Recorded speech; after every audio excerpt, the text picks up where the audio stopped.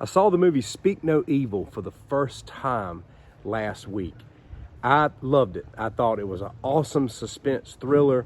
On my channel, I'll talk about certain movies, especially if it applies to my type of content, and boy, do we have some lessons to learn from Speak No Evil. Let's talk about those in this video. Stick around. If you have not seen that movie, I do recommend it. I didn't find it too disturbing. The background was disturbing, but if you want to watch that film before you come here, I understand, because this is not going to be a spoiler-free conversation. Movies are movies. They're almost always an exaggerated expression of the truth or an over-exaggerated type of situation, but there are always things that we can learn from them if we look deeper into the story. That's one of my favorite things about movies, is what I can get from them. I know I've got a good movie if there's something I can walk away with of value that I have learned. I ask one favor as you watch this video. Let's not put all of our focus on talking about the movie. The purpose of this video is to draw from it real life parallels. Speak No Evil is about a family that goes to spend a weekend with the wrong people. This family is a psychotic, murderous, con artist family who lure people back to their beautiful home in England, and they steal from them and murder them. The protagonist family in the film are vacationing in Italy when they meet this husband, wife, and their supposed son. And they form a bond with them while in Italy, and then later on they receive a letter of invitation to come spend a weekend at their house. The main family lives in London, the other family lives in Devon, and they chart out to accept the invitation and spend the weekend there. Long story short, it doesn't take it long for everything to get weird, and they start noticing weird things, especially the young boy trying to ask for help, but he can't speak. About halfway through the film, you discover what this family's all about. The young boy and the daughter of the main family are able to break away, and he shows them this photo album of families that have visited this home and have been killed and robbed. Even worse, the little boy was a survivor, and they cut his tongue out so he couldn't say anything. They used him as bait, so to speak, oh, this poor family that's got a son who can't speak. Everything begins to amp up from this point, and the family is able to eventually escape after a whole lot of back and forth and battling and all kinds of violence and all that crazy stuff. But there's a lot we can take away from this movie, and as I watched the film and put myself in the minds of the protagonist family, here's the conclusion that I draw. And let's talk about the first one. First of all, it takes more than one encounter with somebody before we should start making plans for the weekend. People are way too quick to jump into bonds with people that they do not know. I talk about this on my channel all the time.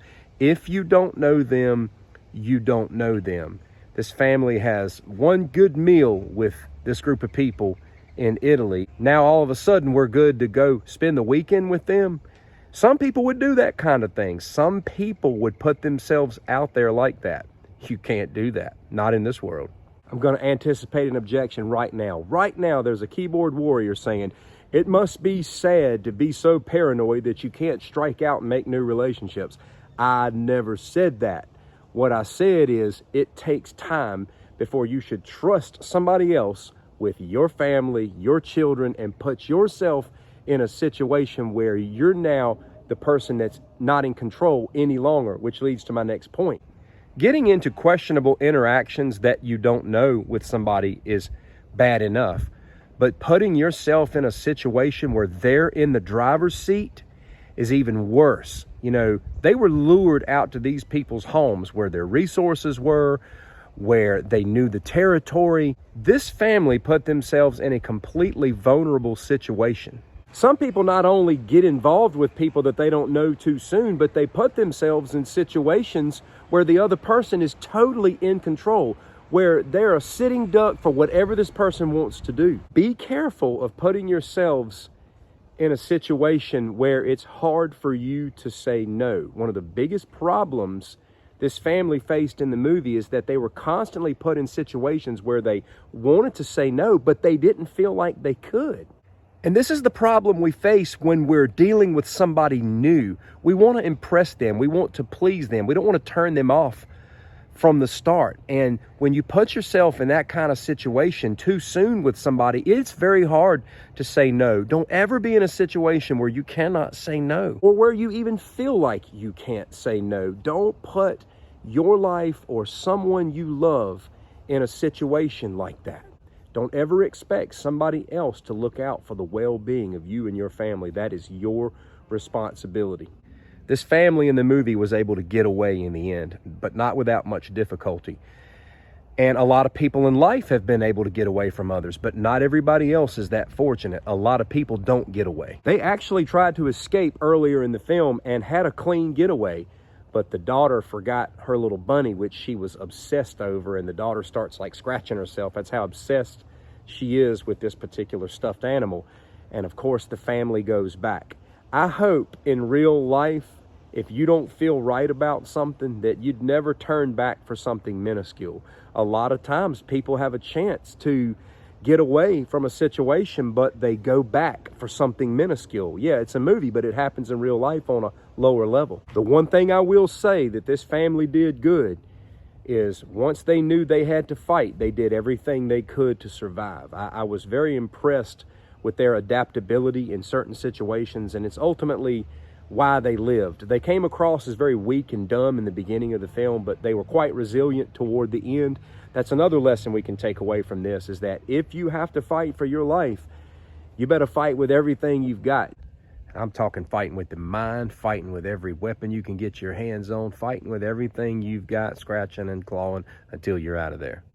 And although the daughter was the primary reason they didn't escape the first time, she was very resilient beyond that point, and she was pretty much the hero of their escape. What we can take away from that as a bonus is it's never too early to start teaching our children to think outside of the box, to be resilient, to understand survival and self-defense in whatever capacity that they can, because you never know when your child may be the difference maker. That's the one thing that I noticed, is that, you know, they got away because, man, they had to fight hard and fight dirty. And when you're in a situation like that, that's how you have to operate. I've had videos talking about what we must do if we're forced to fight. That's another video, that's another conversation. But that's the one thing you see in this film, man, is these people come together and they really act smart when it comes time to fight.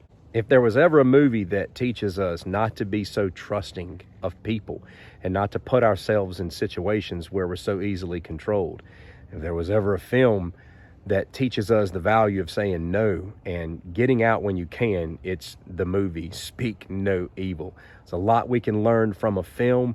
I looked at this movie, I said, I'm taking this to the channel because this has got a lot of great talking points for day-to-day life and survival. Thanks for watching. We'll see you next time.